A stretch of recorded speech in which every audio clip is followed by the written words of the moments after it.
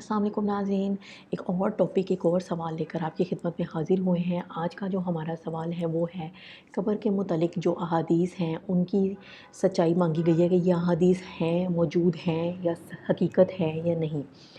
तो सवाल जो दिखाते हैं आपको हदीसें पहले दिखाते हैं कि कब्रों को सजदा करना हराम है, कब्र को पुख्ता करना हराम है, कब्रों पर लिखना हराम है, कब्रों पर मोमबत्ती, दिया, चिराग जलाना हराम है, कब्रों पर उर्स और मेले लगाना हराम है, कब्रों पर मुजावर बनकर बैठना हराम है, कब्रों की तरफ रुख करके नमाज़ पढ़ना हराम है, कब्रों पर मुर्गा, बकरा, गाय वगैरह ज़िबा करना हराम है।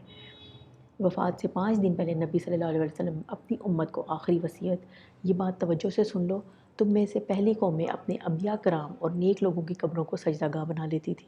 ख़बरदार तुम कब्रों को सजदागाह मत बनाना, मैं तुम्हें इस बात से मना करता हूँ। इस बारे में आपकी क्या राय है कि ये अहादीस एग्ज़िस्ट करती हैं? तो हम इसका जवाब ये देते हैं कि मज़कूरा तमाम अहादीस सही हैं। अलबत्ता कब्र पर लिखने से मुराद ये है कि कब्र पर अल्लाह या इसके रसूल का नाम या कुरानी आयात या मैयत की तारीफ़ या अशार लिखना नाजायज़ है। अलबत्ता अगर सिर्फ मैयत का नाम और इसकी तारीख़ वफ़ात किसी कतबे पर लिख कर लगा दें तो ये नाजायज़ नहीं।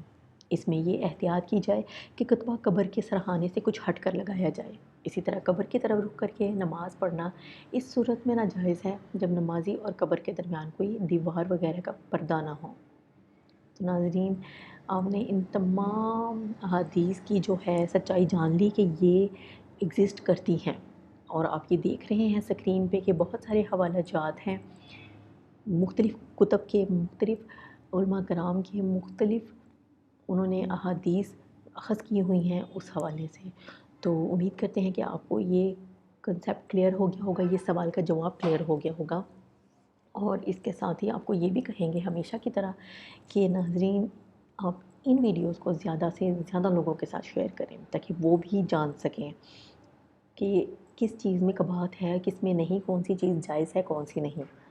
तो हम आपसे इसके साथ ही इजाज़त चाहेंगे। इंशाल्लाह एक और वीडियो लेकर आएँगे आपके सामने। तब तक के लिए अल्लाह हाफ़िज़।